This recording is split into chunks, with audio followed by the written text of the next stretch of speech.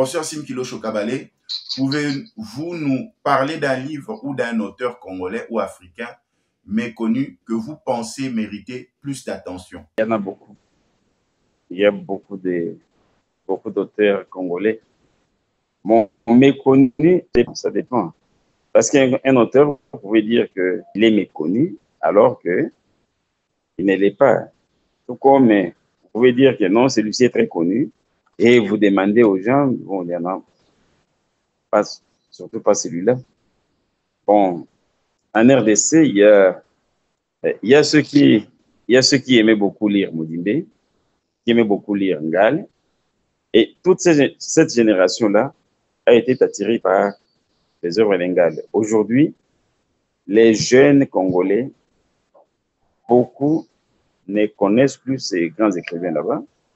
Bon, il y a à un certain moment ceux qui lisaient Zamenga, qui étaient attirés par les œuvres Les Hauts et les Bas, Bandoki, je ne sais pas, 1000 kilomètres à pied. Et toute une génération a aimé cet auteur-là. Après son décès, après, je ne sais pas, on dirait la disparition de l'engouement. L'engouement, à un certain moment, on n'a pas eu un certain engouement. Et on a semblé l'oublier. Alors, beaucoup aujourd'hui aiment encore Pichi Banda. Pichi Banda qui est un auteur congolais qui vit en Belgique. Et il y a ceux qui aiment à tout moment lire Pichi Banda parce que tout simplement, il a écrit, il est congolais, mais ses œuvres sont attrayantes et ils vont vous dire non, je ne suis pas un sorcier. Tous les jeunes qui ont étudié Je ne suis pas un sorcier voudraient continuer à les lire et l'auteur est connu comme l'auteur d'un seul livre alors qu'il a écrit beaucoup de livres. Il a écrit beaucoup. Alors, il y a des jeunes auteurs. Bon, nous avons Djongo Simba, il n'est pas jeune, hein? Il n'est pas jeune, il est très connu. Il a écrit beaucoup de livres. Il doit avoir maintenant une vingtaine de romans. Mais parfois, il est connu dans telle province, il n'est pas connu dans telle autre province. Parfois, il est connu par les universitaires de telle université et n'est pas être connu ailleurs.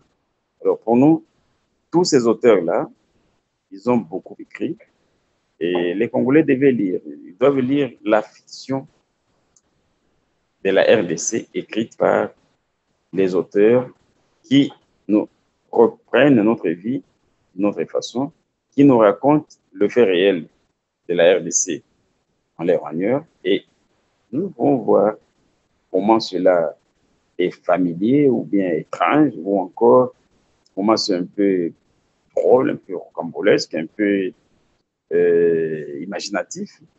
Et c'est ça la beauté d'une œuvre littéraire.